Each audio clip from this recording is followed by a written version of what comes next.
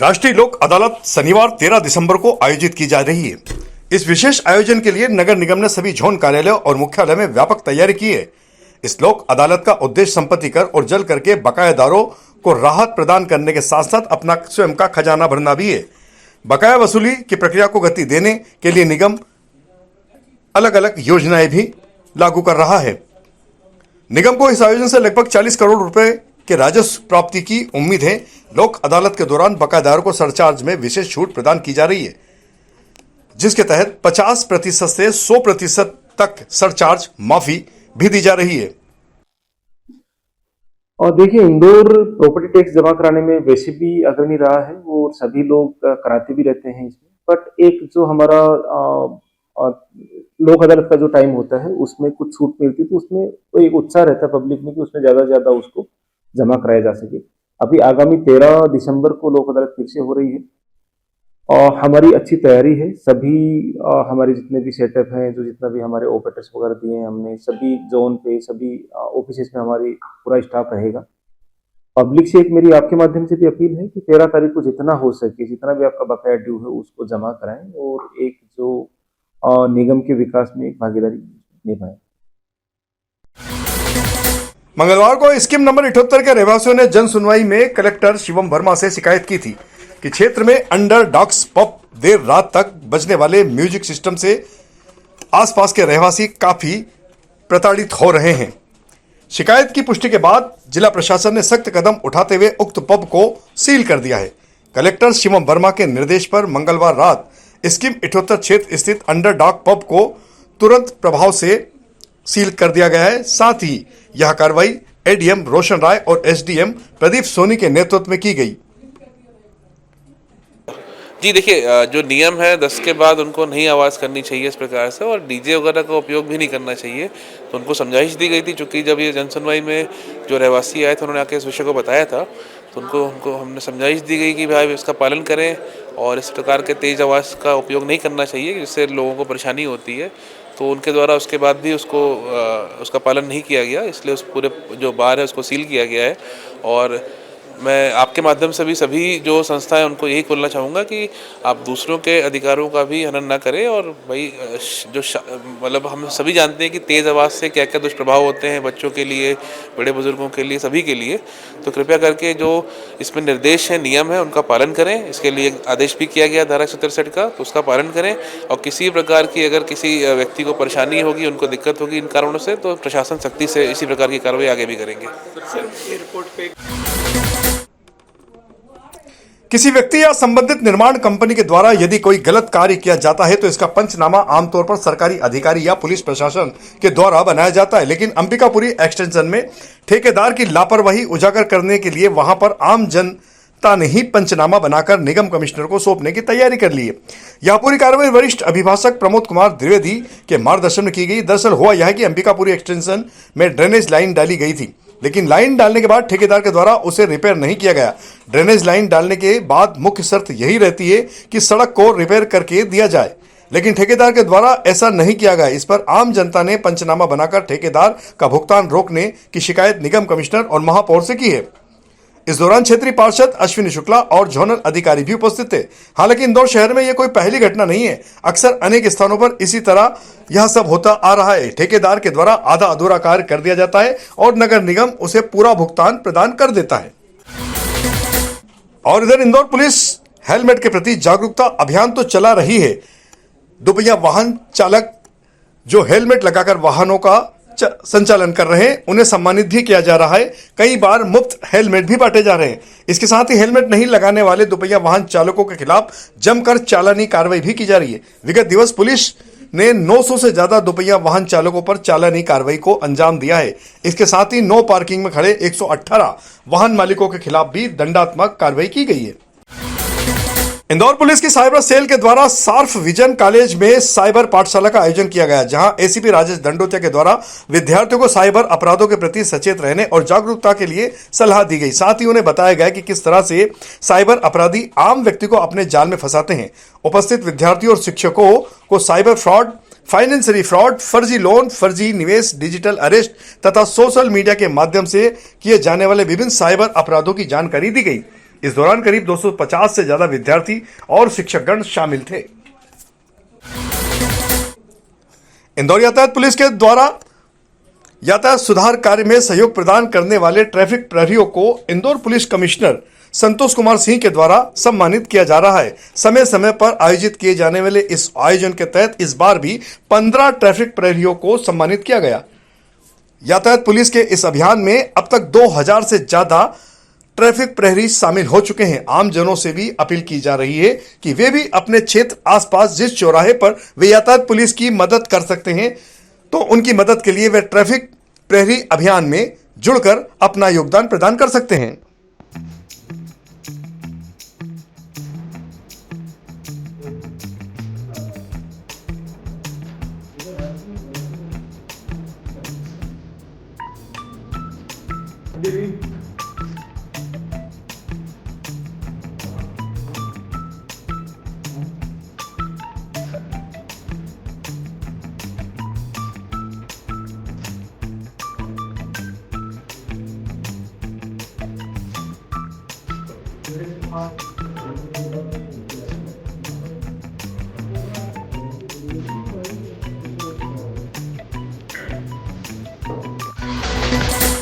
इंदौर के भौरकुआ क्षेत्र में यातायात पुलिस के सूबेदार अशोक कुमार भार्गव पुलिस टीम के साथ वाहनों की चेकिंग कर रहे थे कि इस दौरान पुलिस ने जब एक वाहन चालक को रोका तो वो भागने लगा, लेकिन पुलिस ने घेराबंदी कर उसे धर दबोचा। उक्त बुलेट वाहन MP09QL 3691 वाहन के जब कागजात तलाश किए गए तो पता चला कि यह वाहन चोरी का है। वाहन के नंबर प्लेट और चेसिस दोनों में काफी भिन्नता पाई गई। इस पर उक्त आरोपी और वाहन दोनों को आगामी कार्रवाई के लिए थाना भौरकुआ पुलिस के सुपुर्द कर दिया गया है। इस कार्रवाई में आरक्षक संदीप जाट, देवी सिंह और पवन अंब की महत्वपूर्ण भूमिका रही है।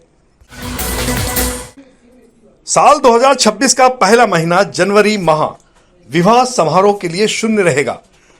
ज्योतिष के अनुसार जनवरी माह में खर मास और शुक्र के अस्त होने के कारण कोई भी शुभ मुहूर्त उपलब्ध नहीं है। वहीं फरवरी माह में स्थिति पूरी तरह बदल जाएगी। इस महीने में शुक्र के उदय के बाद विवाह जैसे शुभ कार्यों की शुरुआत संभव होगी। फरवरी में कुल 12 दिन ऐसे हैं जो विवाह के लिए अत्यंत अनुकूल माने गए हैं। ये दिन है 5, 6, 8, 10, 12, 14, 19 फरवरी। इसके बाद 20, 21, 24 और 25 फरवरी के बाद 26 फरवरी भी विवाह के लिए अनुकूल, विवाह और मांगलिक कार्यों के लिए अनुकूल मानी गई है। शास्त्रों के अनुसार इन दिनों विवाह करना विशेष रूप से मंगलकारी होगा। विवाह में शुभ मुहूर्त का बड़ा महत्व है धर्मशास्त्रों में। इस वर्ष जो शेष बचा हुआ समय है अर्थात 15 दिसंबर के पूर्व विवाह के 2 मुहूर्त शुभ मुहूर्त पंचांगकारों ने निर्धारित किए हैं, 11 दिसंबर और 12 दिसंबर। वहीं 2 अशुद्ध मुहूर्त भी हैं, 13 और 14 दिसंबर का। इसके बाद 1 माह तक शुभ कार्य जो है नहीं हो सकेंगे। उसके बाद 10 फरवरी 2026 से विवाह आदि मंगल कार्यों के मुहूर्त धर्मशास्त्रों में पंचांगकारों ने निर्धारित किए हैं।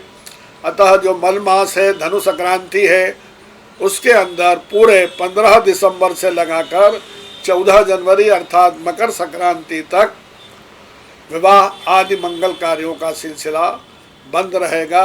शहनाइयों की गूंज सुनाई नहीं देगी। आचार्य पंडित रामचंद्र शर्मा वैदिक, अध्यक्ष मध्य प्रदेश ज्योतिष एवं विद्वत परिषद। All India junior tennis tournament में मध्य प्रदेश के खिलाड़ी क्वार्टर फाइनल में शानदार प्रदर्शन कर रहे हैं।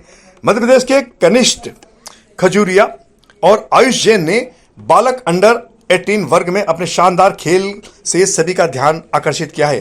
कनिष्क ने महाराष्ट्र के आदित्य योगी को 6-4, 6-0 से हराया, जबकि आरुष ने अपने साथी विशाल चौधरी को 6-4, 6-4 से मात दी। गुजरात के अद्वैता नागर ने महाराष्ट्र के गर्व वाधवानी को सीधे सेटों में 6-2, 6-1 से पराजित किया। महाराष्ट्र के वीर महाजन ने संघर्षपूर्ण मुकाबले में ऋषभ रावल को 6-7, 6-1, 6-3 से हराकर क्वार्टर फाइनल में जगह बनाई है। बालिका वर्ग में मध्य प्रदेश की रेवा शर्मा, आहाना फलजले और मनु स्मृति सिंह ने अपने दमदार खेल से अगले दौर की यात्रा सुनिश्चित कर ली है। इसी तरह अन्य भी मुकाबले भी काफी रोचक रहे। इंदौर में टैक्स वसूली और लोक अदालत के प्रति सजगता बढ़ाने के लिए इंदौर नगर निगम ने एक दिलचस्प और असरदार तरीका अपनाया है। 13 दिसंबर को आयोजित की जाने वाली लोक अदालत से पहले बकायेदारों को जगाने के लिए निगम की टीम ने राजवाड़ा और आसपास के इलाकों में ढोल धमाकों के साथ अभियान चलाया। इस दौरान उन्होंने घर घर जाकर आम जन को पीले चावल भी दिए ताकि वे लोक अदालत में आकर अपने बकाया करों का भुगतान कर सके। लंबित प्रकरणों का समाधान करवाने के लिए भी अलग अलग योजनाएं लागू की गई हैं। ये ढोलक और पीले चावल हमारे द्वारा लोक अदालत में करदाताओं को निमंत्रण दे रहे हैं। जैसे घरों में शादी ब्याह होती है, उसी प्रकार हम भी नगर निगम में अपना जलकर संपत्ति कर पे बकाया राशि पे जो छूट दी जा रही है उसका लाभ लेने के लिए हम घर दुकान जा रहे हैं, पीले चावल बांट रहे हैं, पेन प्लेट बांट रहे हैं कि अपना बकाया संपत्ति का जलकर में विशेष छूट दी जाएगी, उसका लाभ लेवे।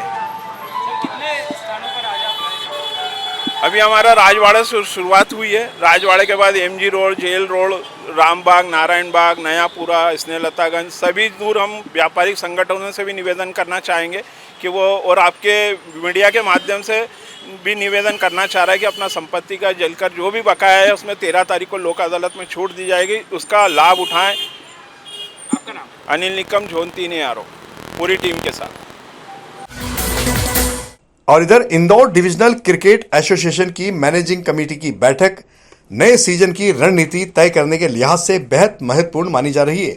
आईडीसी अध्यक्ष आकाश विजयवर्गीय की अध्यक्षता में आयोजित बैठक में जूनियर श्रेणी के खिलाड़ियों को प्रतिस्पर्धी माहौल देने के लिए अधिक मैच आयोजित करने का निर्णय उस दिशा में एक और बड़ा कदम माना जा रहा है।